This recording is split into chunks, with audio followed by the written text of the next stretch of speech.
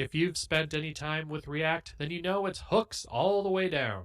Even though they are a core programming pattern, let's be honest, they can be hard to debug and understand at first. In this demo, I'll try to demystify them by showing you how React tracks hooks by numbering them, and 2 ways to parse hook names to make them easier to differentiate when you're staring at an eye-bleedingly long list of them in a late-night debugging session.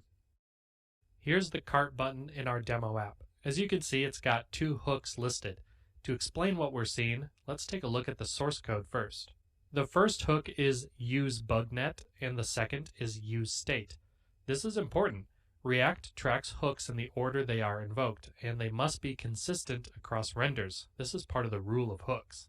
Now back to the DevTools, you can see that the 2 hooks are listed in that same order, but one has a number next to it. This is the hook index, which is simply an incrementing number starting at 1 for each hook in the component.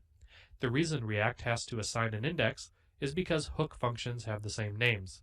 Like if you had multiple use states, it needs to know which use state to track across re-renders. So as it builds the list of hooks in a component, it simply uses an index to track it. But hang on, how come the BugNet doesn't have an index? After all, it's still using useContext, which is a hook.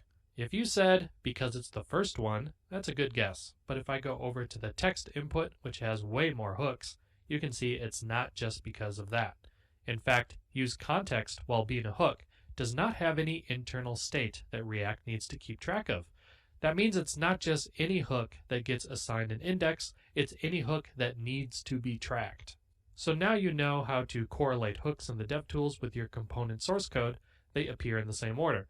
But just the index is still not great. It would be better to actually show the variable names for each hook, because that's how you refer to them in the code. By default, hook names aren't parsed, so you have to click this magic wand icon. But we can turn on global parsing of hook names in the options. It warns us here that it's going to be slow. But hey, we're React developers. We're used to that. Okay, yeah, just kidding. Now when I navigate around the tree, the parse names show up in the hook in parentheses with a bit more faded text, like the hook is whispering its name faintly. It's like in Harry Potter. No, those aren't voices you hear. You can now speak parsing hook tongue.